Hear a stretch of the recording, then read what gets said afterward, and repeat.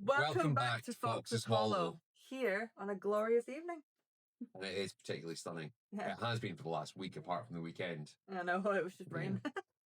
So finally, as promised, part 2 of the Basket Hilted Broadsword. So once again, there's not much forging. There's a lot of assembling. So it's all just putting all the bits together. And showing off too. And showing off. Yeah. But first, we've got some questions from our last video, which, we do like to answer for you guys.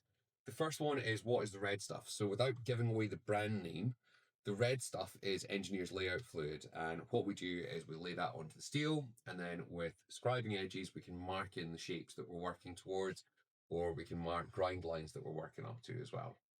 Our other question is, what's with all the blocks of wood? The blocks of wood are Sgian Dubhs handles in their raw form. So when people come to do a course with us on the weekends, this is one of the base materials that they will build a handle out of, sometimes adding in things like bolsters to the top of these to make them look extra fancy. And occasionally we push the boat out and we've got stuff like this, which we got from Henry Lee at Blockworks. Henry is a fantastically skilled craftsman who can impregnate and resin fill beautiful pieces of wood, and he makes me sick because he's 20 years old and he's so highly skilled it is ridiculous. In fact, it has just been his 20th birthday. So I'm not going to bore you with loads of history this time because we covered that in our last video, and if you do want some more history on the Basket Hilted Backsword and Basket Hilted Swords in total, then it might be worth watching that.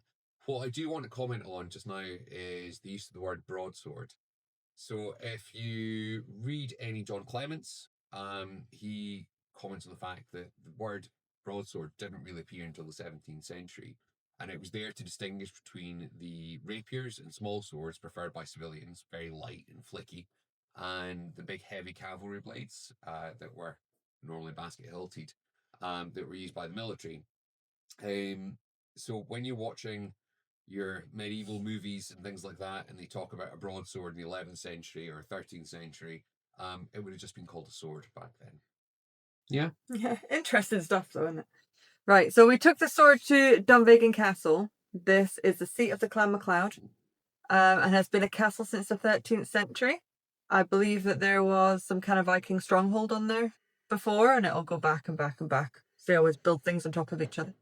But for those that like Scottish myths and legends or Scottish folklore, it does house some interesting things, such as the fairy flag, if you've ever heard of it. In Gaelic, it's a Bratach Syth, which I might have butchered that. It was given to the MacLeods by the Queen of the Fairies, who I know as Nick Nevin. It would help either win a battle by increasing their forces, cure a plague of cattle, and even bring herring into the loch. Now we know that it's been waved twice with one wish left. So go and see it. It's deteriorated, but it's hung up on the wall, pride of place. Lost some of its colour, but it's still an impressive thing to look at. And if you're interested in the history, not just the mythology, the silk that it was made from came from the Far East. So even at its time, it would have been an enormously expensive item. Yeah. And we know that at one point it had what are called elf dots sewn into it that you can still see now. Somebody later tried to replace these with crosses that they sewed in, but those have fallen out, just showing that the craftsmanship didn't last. I didn't know that. So, that's a cool bit of history about it too. Yeah. It also houses Sir Rory Moore's horn, which is a drinking horn that dates back from the 16th century. And the lords of the clan had to down like the chug. entire horn. Yeah. Chug, chug, chug. Yeah. To be made clan chief. Oh, nice. Drunken times. And also the Dunvegan Cup, dating from 1493. There's plenty of stuff in there, so if you're ever on Skye and you ever want to go have a look. And if you're interested in history, it's all over the internet. Go and have a Google. It's an interesting place, and it's got fantastic gardens, which we will show you at the end. But let's get going and fire up the welder.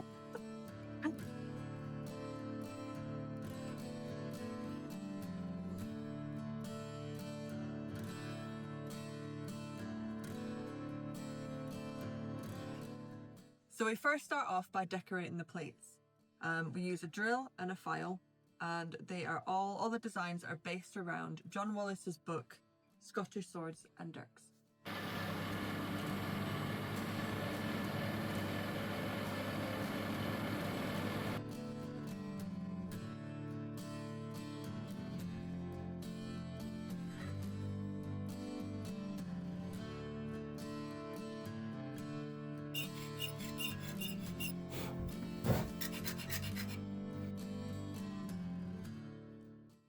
Next we move on to dishing the forms using a soft hammer and dishing blocks.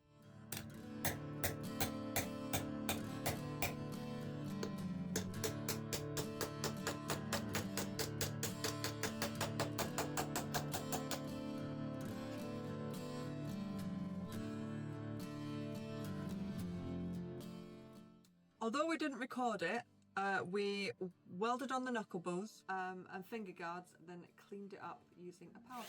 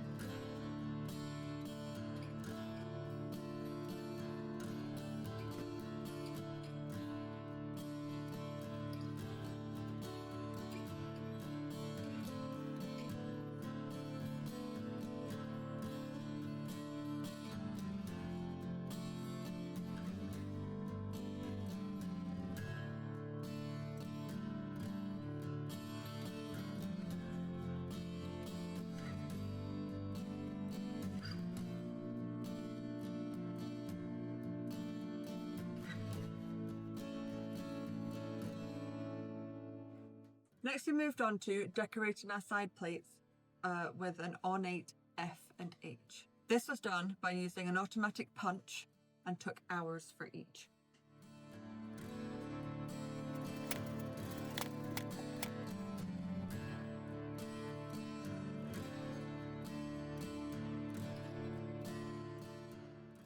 Now the basket is together, the welds are blended in, but remember, we are not pro welders.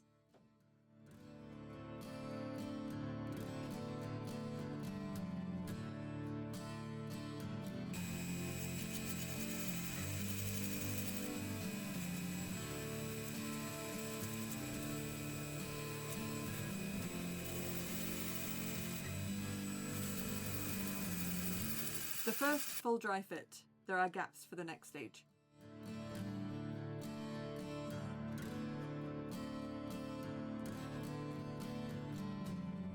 So during the make, we took a break and went down to Glenbrittle beach. It was the first sunny day we had in months, and when the weather's like this, you have to take advantage on Skye and just get out and about. The sun started going down and Martin got all soppy and started drawing me love hearts in the sand. Such a beautiful place though. The waves lapping, and it's a great way to recharge. So come with us and enjoy. Yeah, let's go.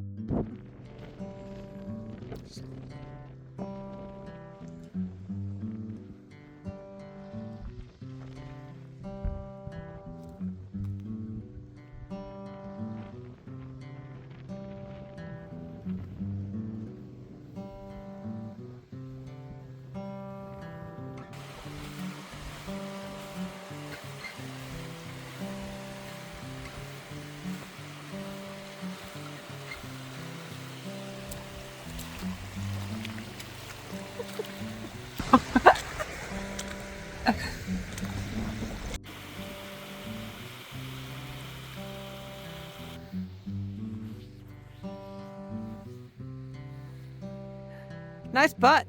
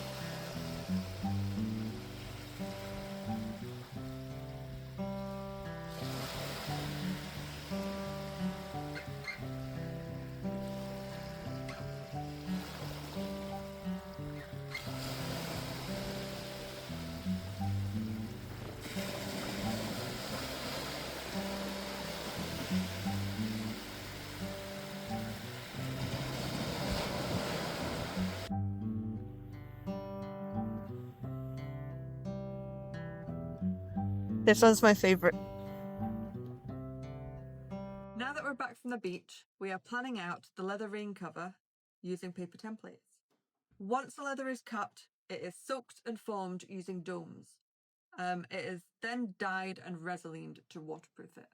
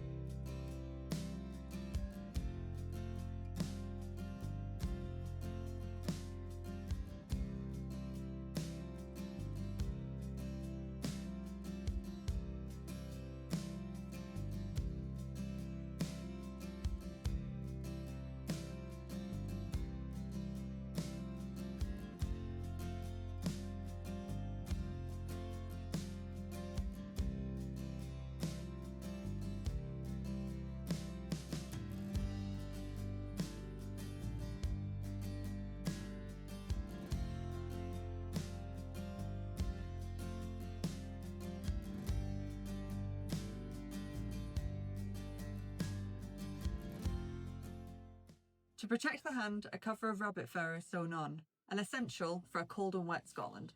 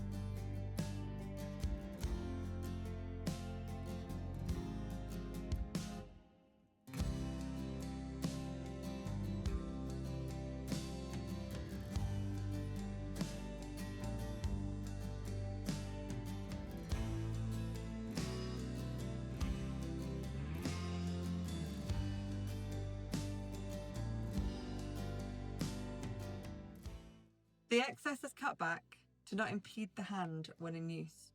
A leather reinforcement was added in to secure the fur to the bottom of the tang.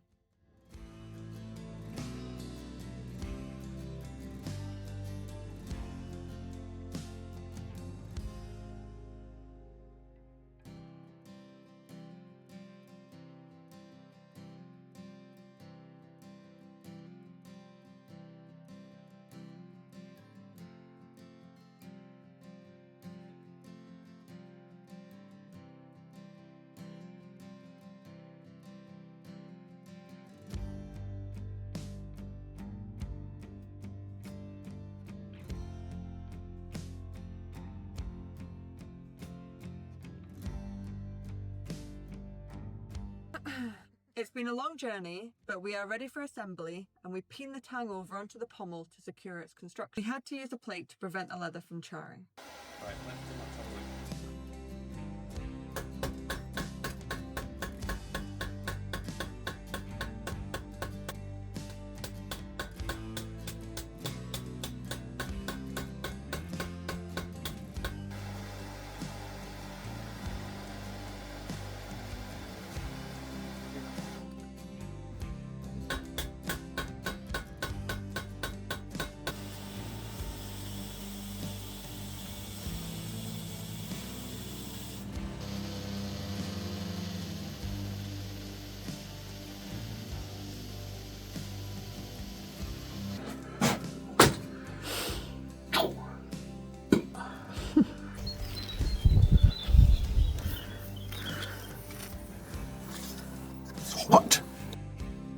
It is Hannah Fox of the Clan Fox. Martin Fox.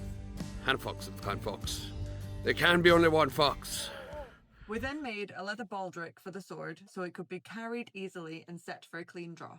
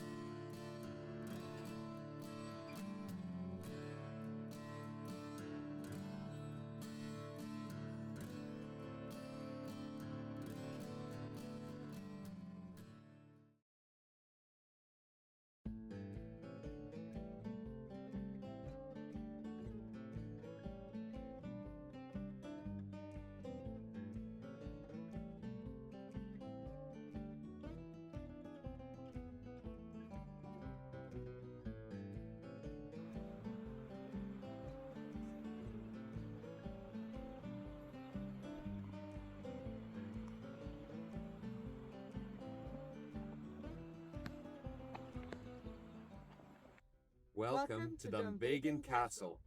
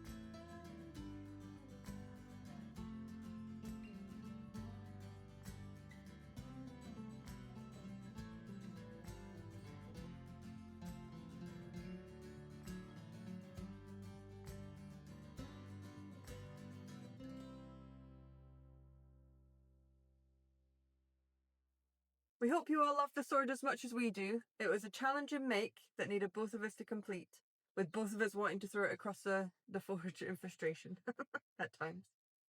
If we were doing this project again, there's a couple of things that I would like to change. Number one is take a lot more time over it and probably forge our basket out of sheet steel. And that's just for the look of the piece itself. And for the use side of things, I'd like to include a couple of Collins loops, which would allow me to get my finger just above the guard and would line up for better thrusts. And once again, like and subscribe, as it helps us immensely sharing the things that we love. Or if you're interested in a course in 2027, or buying a custom piece, send us a message via our socials at the end of the video. And if there's anything that we've done during this project that you're interested in or you'd like some more information on, do drop us a comment at the end of the video as well. Yeah, leave questions, anything you like at the bottom, and we'll get back to you. And just a wee reminder that Edgy Expo is still on the 30th of May. Venues changed to Perth Racecourse, and we'll have a table there. So if you want to come and say hi, come and say hi. If you'd like to buy a piece, then we will have a table full of pieces. Yeah, we will. We will see you in 2 weeks, where we will be making an English sax and delving into a bit of Anglo-Saxon history. Okay. Thank you for watching, guys. Bye. Bye.